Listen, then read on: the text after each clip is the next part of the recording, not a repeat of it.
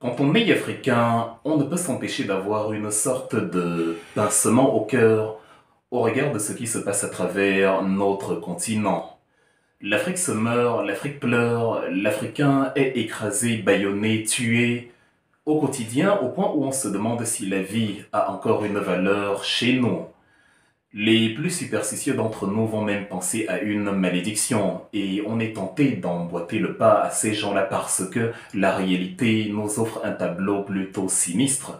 Et nous avons un exemple concret justement qui nous entraîne dans cette voie-là et il concerne le conflit, voire la guerre qu'il y a actuellement entre la République démocratique du Congo et son petit voisin, le Rwanda. Une crise qui tire ses origines du lendemain du génocide de 1994 et où on voit les deux pays s'opposer d'une manière où on a du mal à entrevoir une issue et encore moins une issue favorable.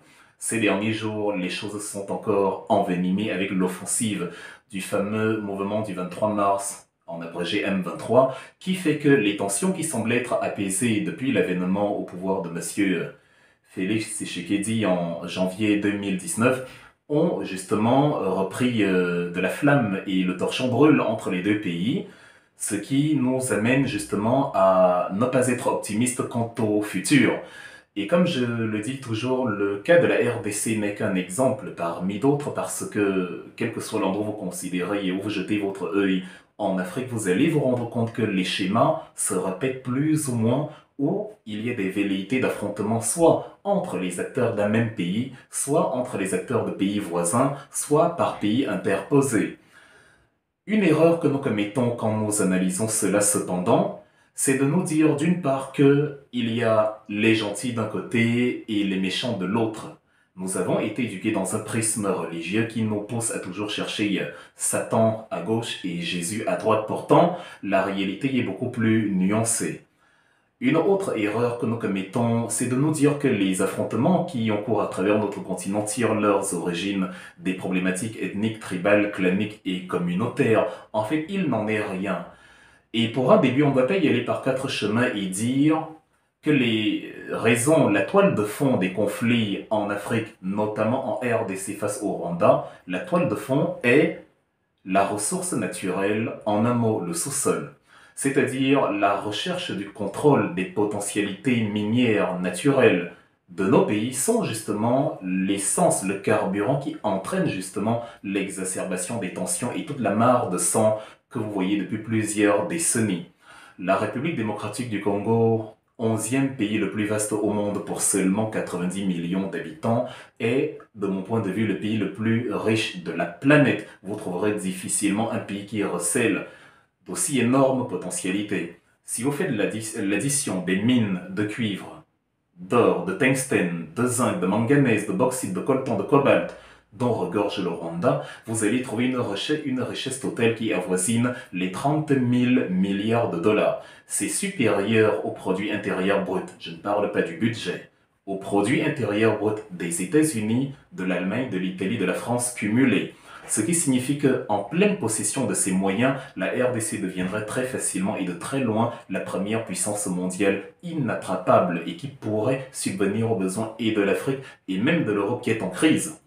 Donc, le contrôle, la recherche du contrôle des potentialités naturelles de cet énorme pays est justement ce qui entraîne les tensions. J'ai parlé de la taille de la RDC, vous savez, on nous dit ces derniers temps que l'Afrique est trop peuplée et que justement elle doit contrôler sa population. Mais vous voyez que la population de la RDC est sensiblement égale à celle de l'Allemagne, la minuscule Allemagne qui ne fait que 357 000 km². L'enjeu est donc ailleurs, l'enjeu est que en interne comme en externe, il y a des acteurs dans ce monde qui cherchent à prendre possession de l'Afrique, à contrôler justement notre territoire, notre sous-sol pour asseoir leur domination et continuer justement d'être de grandes puissances. Et nos ennemis internes, parce qu'il y en a, eux, ils ont justement en ligne de mire la prospérité personnelle. Parce que voilà, ils veulent justement, ils aspirent aussi à une vie de nantis qui malheureusement est conditionnée par l'assassinat de leurs congénères, les meurtres, les guerres, les viols, les agressions et tout ce que vous voyez comme activité terroriste à l'est de la RDC.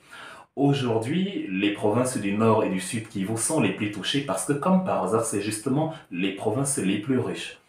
On nous a parlé de l'offensive du moment du 23 mars, donc le M23, une organisation créée en 2012 qui était justement la résultante de la dissidence des membres du CNDP qui n'approuvaient pas, disait-il, la gestion de leur réinsertion par le gouvernement congolais et qui justement avait fait, s'était mutiné.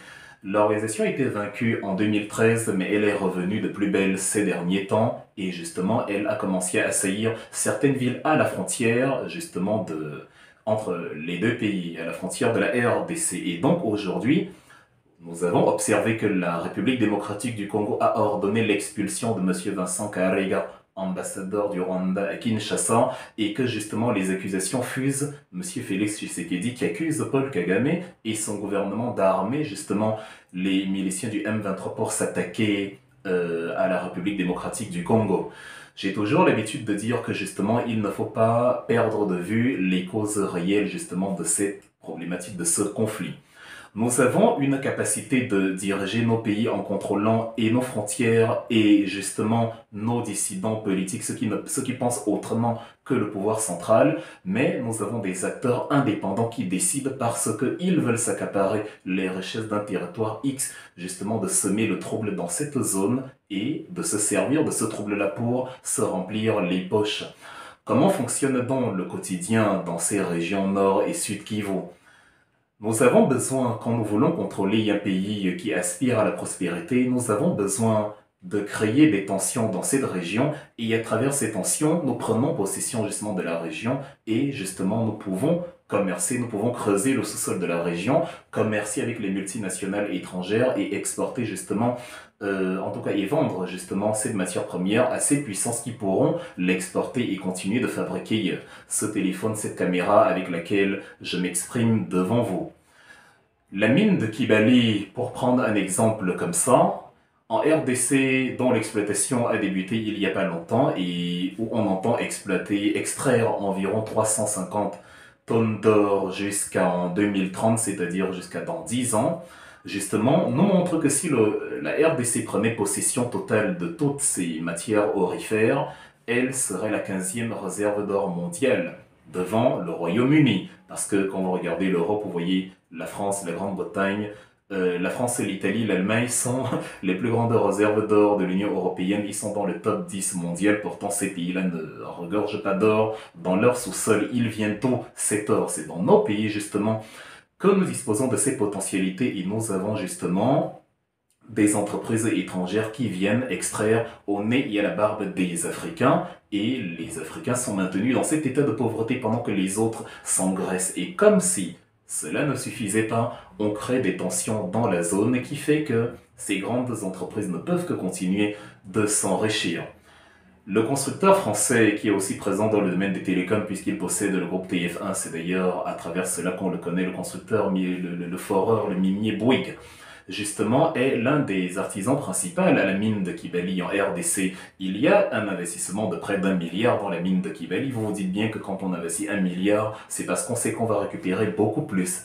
Dans la naïveté africaine, on va se dire que bon, il y a des contrats qui créent des emplois en Afrique, mais en fait, quand on crée des emplois pour 4 personnes chez vous, c'est parce qu'on peut garantir des emplois à 4000 personnes dans les pays où justement vos matières sont exportées. Ce qui fait donc que même quand ce ne sont pas des milices qui créent des tensions et des guéguerres pour continuer de contrôler et vendre aux multinationales, même dans les échanges plus ou moins régaliens, plus ou moins catholiques, académiques, entre les entreprises étrangères et les dirigeants africains, l'Afrique n'en tire qu'une faible part, justement, de dividendes dans le commerce de ces matières premières. En ce qui concerne le M23 maintenant, le gouvernement congolais n'a eu de cesse de critiquer justement l'armée, le régime rwandais d'envoyer son armée, d'envoyer ses militaires, d'envoyer sa logistique pour encourager le M23 et encourager l'instabilité dans la région et mettre à mal le pouvoir de Kinshasa. En soulignant d'ailleurs que le Rwanda a servi de territoire même de création du M23 et que le M23, constitué en majorité de miliciens Tutsis, sont des éléments favorables au pouvoir de Paul Kagame qui fait que justement ils peuvent servir les desseins de Paul Kagame à l'est de la RDC. Le problème est dans une complexité inouïe où l'Afrique doit commencer à réfléchir et se dire où sont nos intérêts. Vous savez que le Rwanda ne possède pas de ressources naturelles, en tout cas très peu. Il ne possède pas de coltan, en tout cas très peu. Vous entendez parler de coltan tous les jours, ce fameux mélange de matériaux de colombite et de tantale, d'où l'abréviation coltan, et qui nous permet de miniaturiser nos appareils, nos téléphones, nos Nintendo, nos Xbox et consorts. Justement, le Rwanda se dresse comme l'un des principaux, sinon le premier exportateur de ce minerai à travers le monde. Comment c'est possible? Avant la crise du Covid, en 2019, le Rwanda exportait pour 60 millions de dollars environ de coltan à l'extérieur. Pourtant, il n'en possède pas et ça constitue aujourd'hui sa principale rentrée de devises. D'ailleurs, l'entreprise Power Resource est en train de terminer la construction d'une raffinerie à Kigali, d'une raffinerie de coltan, pour permettre au Rwanda de vendre du coltan raffiné encore plus cher que la matière brute qui est donc extraite du sous-sol de la RDC. Et contrairement donc à ce que vont dire les gouvernants au Rwanda, l'accès justement du Rwanda à ces ressources ne se fait pas toujours de manière catholique. Il y a une absence de traçabilité, il y a une opacité, il y a un imbroglio total dans le commerce de ces matières premières. Et c'est là que nous devons commencer à réfléchir.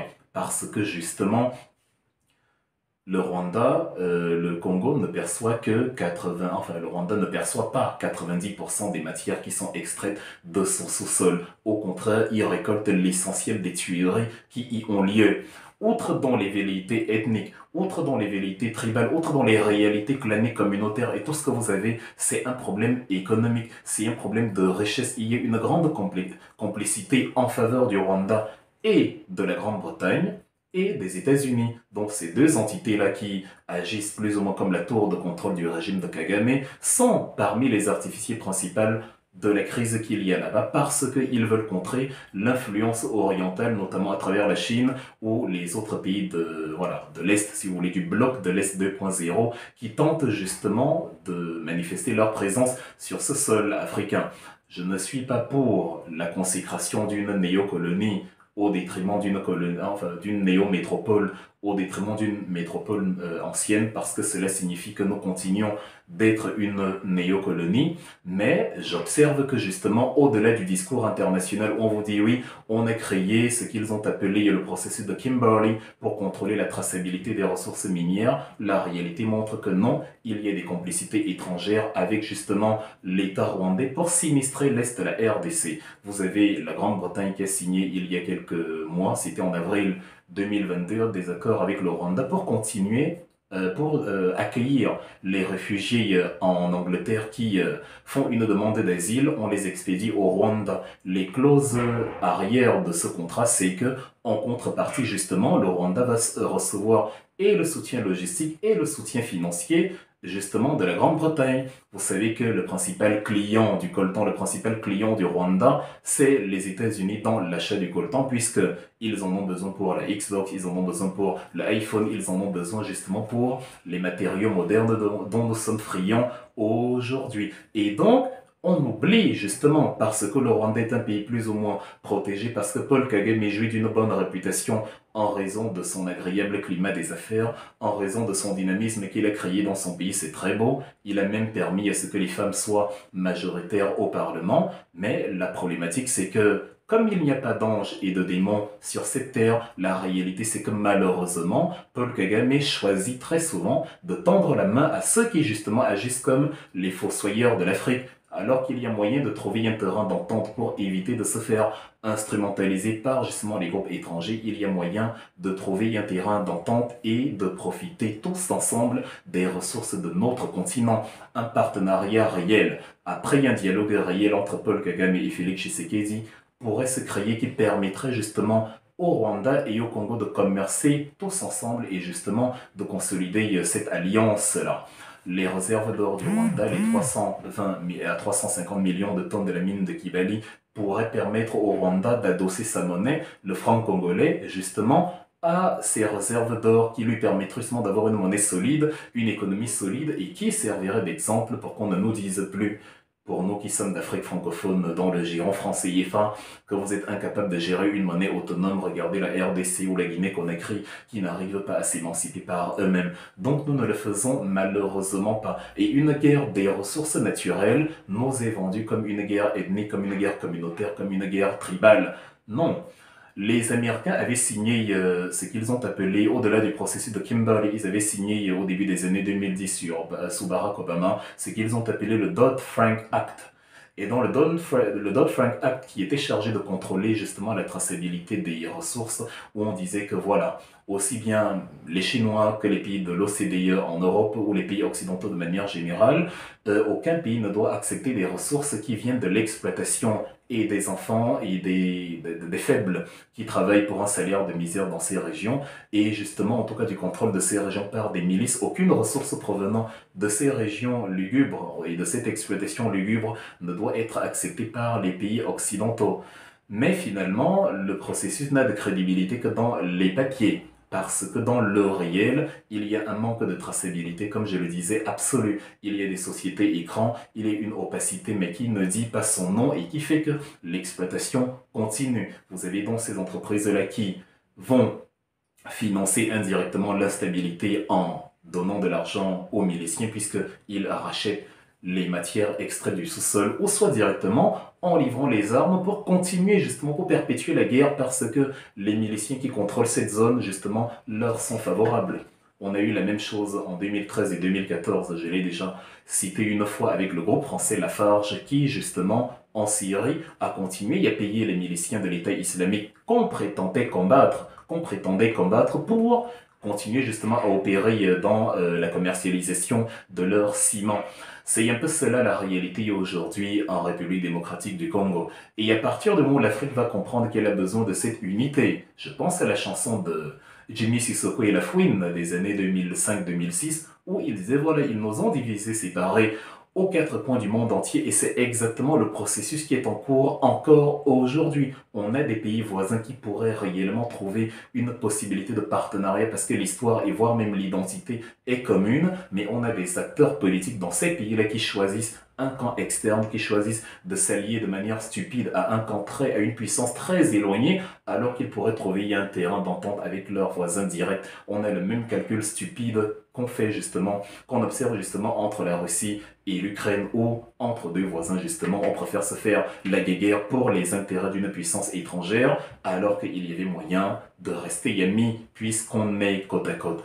Donc voilà la réalité du Rwanda. Il ne faut plus qu'on se laisse vendre une guerre ethnique, il ne faut plus qu'on se laisse vendre une guerre communautaire, il ne faut plus qu'on cherche des anges d'une part et des démons d'une part. Il y a des torts des deux côtés. Quand vous allez interroger le Rwanda, ils vont vous dire que les Congolais financent une rébellion hostile au pouvoir de Kagame, une rébellion autour. On va vous dire maintenant, du point de vue congolais, que les Tutsis du M23 sont hostiles au régime de Kinshasa et essayent de le renverser. Mais la réalité, le point commun de tout ça, c'est que qu'on soit Hutu, Tutsi, Banene, Badondo, tout ce que vous voulez, il y a des acteurs de toutes les ethnies qui sont actifs dans l'exploitation des mines à l'est de la RDC et qui maintiennent justement une instabilité là-bas qui fait le bonheur et justement du Rwanda qui ne possède pas de matières premières et des miliciens qui se remplissent les poches et ils viennent de partout, aussi bien du Congo que du Rwanda, et justement des multinationales avec les pays qui sont derrière et qui font comme s'ils ne l'étaient pas. C'est pour ça qu'une ONG comme Human Rights Watch au Global Witness s'était retiré du fameux processus de Kimberley parce qu'ils avaient vu qu'il n'y a pas de traçabilité réelle. Donc, les solutions pour justement résoudre ce problème, puisqu'il faut quand même essayer d'élaborer des voies de sortie, nous, en tant qu'Africains, nous sommes surpris de voir tous les moyens mis à disposition pour résoudre la crise ukrainienne, une promesse globale de près de 90 milliards de dollars, justement pour aider l'Ukraine de l'ogre russe. Et on est en train de nous expliquer qu'en Afrique, on n'arrive pas à contenir quelques miliciens qui mettent de l'instabilité dans la région. C'est simplement parce qu'il n'y a pas la volonté de le faire. Les grandes puissances, l'Allemagne, les États-Unis, la France, qui ont les moyens de le faire, ne le font pas parce que ça les arrange dans une large mesure que la situation reste instable de ce côté du monde. De la même façon, nous, Africains, on est surpris de voir qu'il y a une Union africaine qui est incapable de se gérer. Le budget de l'Union africaine pour l'année 2023, il a été fixé à 654 millions de dollars. Nous sommes incapables de répondre à un défi aussi infime vous allez comprendre que la moitié, au départ c'était 70%, mais maintenant près de la moitié du budget de l'Union africaine est financé par les instances européennes. Comment vous voulez être autonome quand ce sont des structures étrangères qui justement tiennent votre porte-monnaie?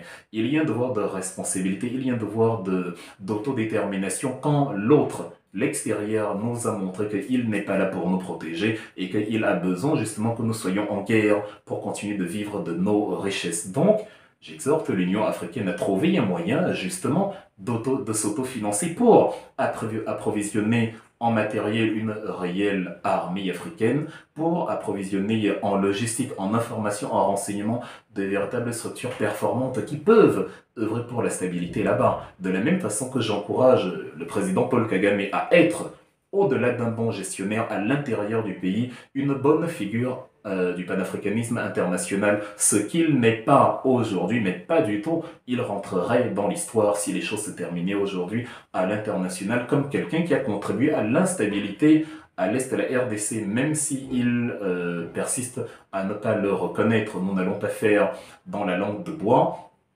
Le dernier rapport de l'ONU, justement, a d'ailleurs condamné le Rwanda pour, justement, sa responsabilité dans le réarmement et l'entraînement et, voilà, l'adoubement du M23 qui met à mal aujourd'hui le géant voisin. Donc, nous encourageons à une autonomisation, à une réelle discussion interafricaine et nous disons aux grandes puissances internationales qu'en tant qu'Africains, nous comprenons leur double jeu et il est inacceptable. Maintenant, chers Africains, ne vous laissez pas instrumentaliser sur des discours tribaux, ethniques, claniques par des gens qui finalement se sucrent dans votre dos sans réellement que vous en profitiez.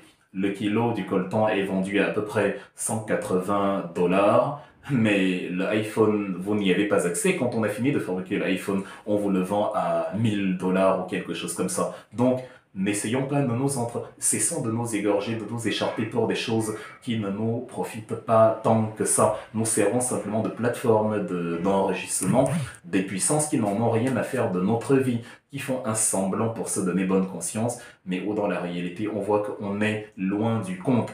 On nous a fait comprendre qu'au début des années 2000, lorsque la PlayStation 2 est sortie, ce qui est aujourd'hui la PlayStation 2, le jeu vidéo le plus vendu de tous les temps, près de 150 millions d'exemplaires vendus, il y a eu un problème de livraison de PlayStation 2 au début des années 2000 parce que justement il y avait un problème de livraison du coltan. Ça signifie que l'économie du monde dépend de ce pays qu'on dit être un pays pauvre, la RDC, mais qu'on appauvrit parce qu'on a besoin que le sang coule pour continuer de s'enrichir. À partir du moment où on a identifié les réels problèmes, à partir du moment où on a vu les torts des différents côtés, à partir du moment où on a vu les manquements africains, à partir du moment où on a vu le cynisme des acteurs occidentaux derrière, on peut commencer à élaborer une véritable piste de solution. Si on épouse tout simplement le discours international qui nous dit que des tribus se battent, des milices qui se battent sans trop qu'on ne sache pourquoi ils se battent, pourquoi ils se détestent, pourquoi il n'y a pas un début de semblant de solution là-bas, évidemment, les femmes continueront d'être violées, les têtes continueront de rouler, et nous continuerons de penser que Jésus, parce qu'on va énormément à l'église en RDC, que Jésus viendra résoudre le problème, alors que les enjeux de ces crises sont littéralement sous nos yeux. La crise congolaise est un paradigme complexe, est un paradigme vaste, c'est une toile d'araignée inextricable et nous ne pouvons que faire des condensés comme ceci, mais on va justement de fil en aiguille décortiquer justement les réalités africaines pour permettre aux Africains de mieux les comprendre au fil du temps. Je vous invite, en espérant que la vidéo vous a plu, à vous abonner à ma page Wilfried et Kanga pour ne pas manquer les prochaines contributions. Bonsoir.